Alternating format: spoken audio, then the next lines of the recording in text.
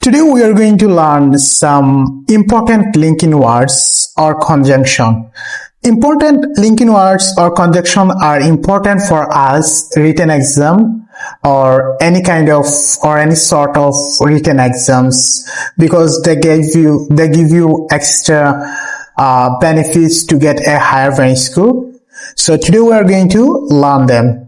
First we have although or though. Although or though এটার অর্থ হচ্ছে যদিও। although অর্থাৎ আপনি যদিও যেখানে ব্যবহার করবেন সেখানে আপনি কি করবেন, although-টা নিয়ে আসবেন বা though-টা নিয়ে আসবেন। despite দ্বিতীয় শব্দটা হচ্ছে despite। despite অর্থ হচ্ছে ব্যতীত বা সত্য।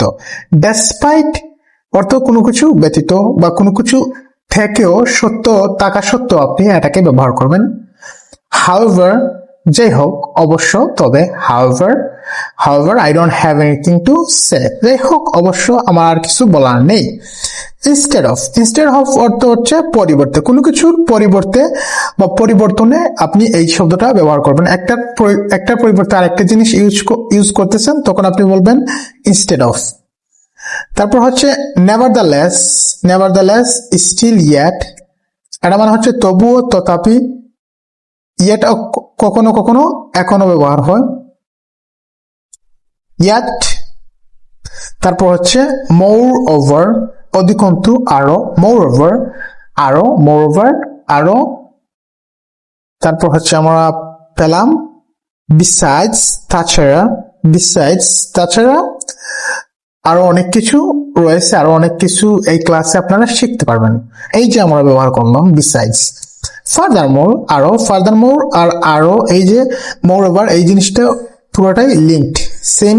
এখান থেকে আপনি যে কোনো একটা আপনার সুবিধা মতো প্র্যাকটিস করতে পারেন। ফার্দারমোর, লাইকওয়াইজ একইভাবে, একটা জিনিসের সাথে আরেকটা জিনিসের সমানুপাতিক বোঝাতে, যেমন সিমিলার টু। তো সিমিলার টু আর লাইকওয়াইজ দুইটার অর্থই সেমই, একইভাবে, সিমিলার টু। তারপর আমরা পেলাম অলসো, ইন এডিশন, আরো। অলসো মানে হচ্ছে আরো, ও, ইন এডিশন ও বোঝায়। এছাড়াও আপনারা পাবেন অ্যাকর্ডিংলি, অর্থাৎ কোন নিয়ম অনুসারে।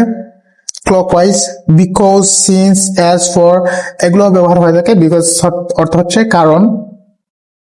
তারপর আমরা পেলাম হ্যান্স, এক্সপ্লেনেশন অফ হ্যান্স, কোনো কিছুর থাকা সত্ত্বেও এটা ব্যবহার করতে পারে। সো ফার এজ, এতটুকু সত্ত্বে।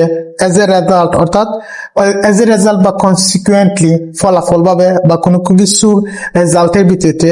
এজ এ রেজাল্ট, যার পরিবর্তে বা যার রেজাল্টে, ঠিক আছে। দেয়ারফর, যার কারণে। সো দ্যাট, যার কারণে। তারপর আমরা সো মানে হচ্ছে সুতরাং। দেয়ারফর মানে আমরা সুতরাং লিখে থাকি বাংলাতে।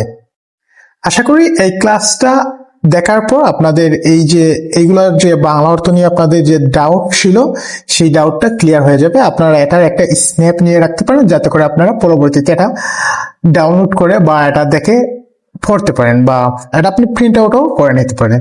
Thank you.